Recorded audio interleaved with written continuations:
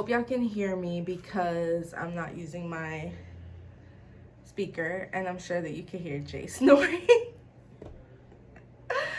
But I'm up late because I'm about to sit on my altar and do some candle magic for my life. And I was also sending out an email to a new Patreon member, just helping them navigate the space and helping them get the most out of the space. And I realized this is somebody that's starting fresh on their journey. And I realized that I don't have a post about the most important thing you need to know before you even touch a crystal. Well, no, you can touch a crystal. Before you even light a candle, before you even pick up a deck, the most important thing that you need to know, and it was a mistake that I made, which is why I'm sharing it with y'all, is how important, how critical it is to know how to open and close a ritual. And anytime you're doing any type of anything when it comes to magic, meaning doing divination work, making sigils, making oils, lighting candles, any of that, anytime that you're doing any type of ritualistic spiritual practice, you need to know how to open and close a ritual space. And the reason for that is because you want to set boundaries with spirit. And I say this a lot to my clients when I work with you one-on-one, is you want to set boundaries with spirit so that they know when to communicate with you and they know when to leave you alone. I know for me, as someone who grew up energetically sensitive, who grew up intuitive, I didn't know and had these boundaries, and it contributed to a lot of anxiety. And a lot of times when people are starting their spiritual journey and they're having awakenings and they're opening themselves up, they're learning about their intuition, they start feeling very anxious. They start feeling very overwhelmed. And it's because all your spirits, all your ancestors are excited to communicate with you. They're like, yes, this person's finally getting it together. And they are talking up in your ear. They're all up in your aura. They're all up in your space. And when you do not set time to communicate with them, they're going to want to communicate with you all the time. And that can cause you to not get restful sleep. That can cause you to have a lot of like anxiety. And right, I know that, and I tell y'all this all the time, right? Like, mental health is super important. Mental illnesses are real. So there is anxiety that is a mental illness, and then there is anxiety, which is like feeling very overwhelmed by your space because of energetic spiritual reasons. And so I'm speaking specifically about that. When you're having a lot of anxiety because you're overwhelmed by the energy and the feelings that you're picking up around you. And so when you're starting your spiritual journey, it is very, very important that you create an opening and a closing statement or ritual for yourself. And that can be unique to your practice, unique to your culture, unique to who you are and what is authentic to you. So I'm going to share with you guys a little bit of what I say without exposing too much about who I communicate with, because like I said before, like a part of my spiritual cultural background, I practice a Caribbean traditional religion, and in my practice you're not allowed to say who it is that you work with. So I'm not sharing that with y'all, not out of like some weird gatekeeping thing, but just out of, it's what we do, it's how we honor them. But what I do say when I'm starting any ritual, any type of reading, is I invite my highest, most benevolent ancestors, angels, and spirit guides into the space. That already sets the perimeter of only my highest, most benevolent angels, ancestors, and spirit guides may enter the space. Because the truth of the matter is that we have ancestors that are not the highest and they're not benevolent. And when we are only calling, when we're just calling openly any ancestor, all ancestor into the space, we might get some bullshit. We might get some ancestor that's hella misogynistic, an ancestor that's homophobic, an ancestor that's anti-black.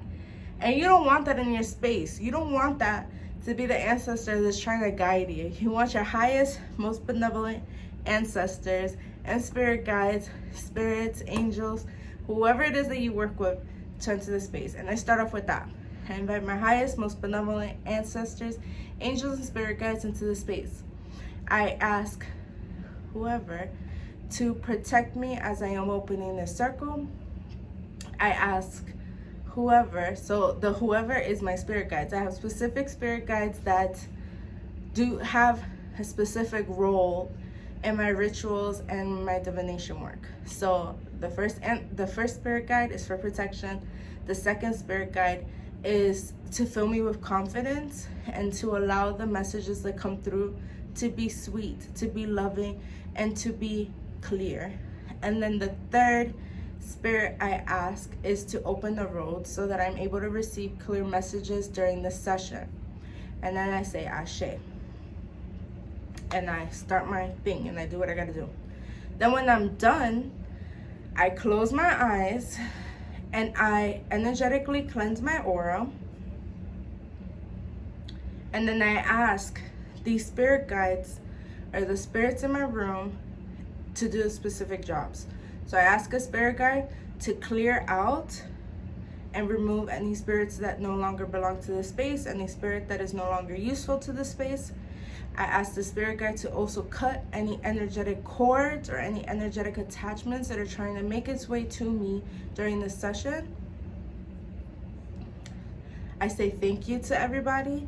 And I usually always have a candle on. This is the candle I'm using for my ritual tonight. But I always have a candle on. That is another signifier of like when I light it, it means we're on. Like the channel is on, the service is on, come through, what's up. And then when I turn it off, it's done. We're done. I like to also cleanse my space with an incense, and that's it. So make it unique to you, make it unique to your practice, to what you believe in, and that's all. But it is super, super, super important before you do anything for you to have an opening and a closing ritual, opening and a closing statement. I've made the mistake, like anybody else, where sometimes I will forget to even say it and I'll just pull out the cards and the messages come out the same, right? Like it's not stopping the messages from coming, but it leaves me unprotected and it leaves the window open. And when the window's open, when the portal's open, anything can come through. And it has left me with really cloudy aura. It has left me with a lot of anxiety. And so to just avoid those lessons that I had to go through, just start getting into the habit of having an opening and a closing ritual. That way you're protected. And that way, it also builds, like continues building the relationship that you are building with your ancestors and your spirit guides. And especially if you're like trying to call on them to communicate and you're doing divination work, like it's important that you call on them and let them know to come in. And like, yeah, I just told a client recently, I was telling her that sometimes when you're telling them, like, hey, I want to talk to you, hey, come into my dreams or whatever, it's giving them permission because they work on consent, but it's also allowing your brain, your mind, your soul, and your body to relax and like let them come in. I hope that makes sense. But sometimes when we are very fearful or we are unsure of our own intuition, we have subconscious blocks up out of protection. And so something that can also help you just open up more spiritually and create a stronger relationship is to have that kind of like consensual relationship, which I know is so straightforward, but I don't think people realize that. It's something that I also had to learn in my journey too, is like angels are not going to step in unless you tell them to step in. Your spirit guides are not going to step in unless you tell them to step in. Your ancestors are not going to step in unless you tell them to step in. And that's a part of like the candle work that you do. That's a part of the connection building that you're doing when you have an ancestral altar, is building that trust. Because the more you trust them, the more you trust yourself, and the stronger your abilities become. So that's all I wanted to say for tonight. I had to do the video even though I look ugly. because it's important, and anyone who's new to this like really needs to know this. So I hope you guys have a beautiful weekend. Well, it's Monday, what am I saying? Well, it's Monday at midnight, but I hope that you had a beautiful weekend. And tomorrow I will be dropping the astral forecast. I was planning on doing it yesterday, but I had a lot going on. And as you're seeing, I'm up at midnight doing magic, so there's stuff going on that I'm trying to like get energy moving for. And y'all know that the Sagittarius full moon is happening on Tuesday, and you know the energy is felt the beginning of 3 days before, 3 days after, and I'm gonna do a post more about it. But as I always tell y'all, full moons are a great time for release, and especially this Sagittarius full moon. Sagittarius is ruled by Jupiter, which is like luck and abundance and expansion.